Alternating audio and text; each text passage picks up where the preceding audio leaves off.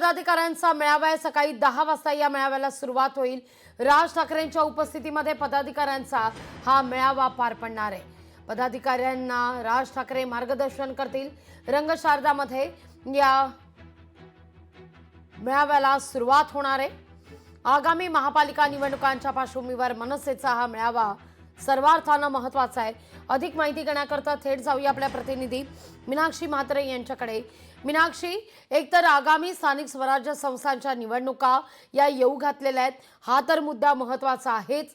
शिवाय दोन ठाकरे बंधू एकत्रित आल्यानंतर होत असलेला हा पहिला मेळावा आहे, त्यामुळे या मेळाव्याकडे सगळ्यांच्याच नजर आहेत।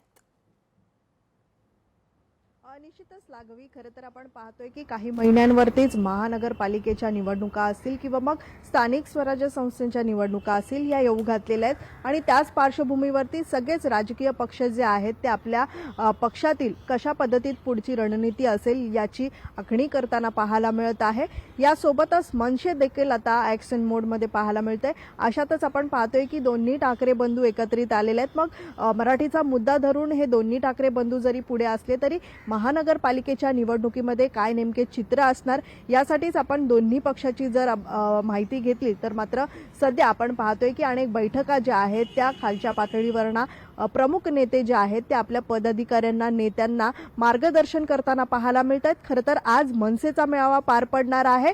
सकाळी 10 वाजता रंगशारदास म्हणजे वांद्रे इथल्या रंगशारदा सभागृहामध्ये मनसेचा मेळावा जो आहे तो सुरू होईल।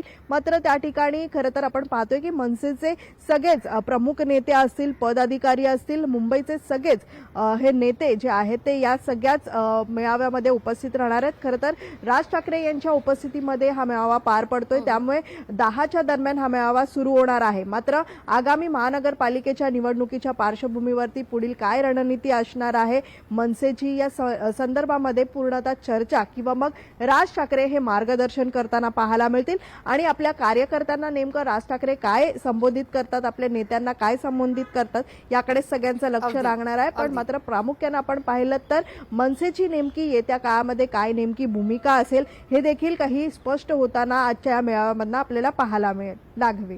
अगदी मीनाक्षी, अशीच आमच्या समवेत जोडली राहा। तुमच्याकडून या सगळ्या संदर्भात आणखीन अपडेट घ्यायचं आहे। लोकशाही मराठी ऐका, पहा, जागरूक रहा।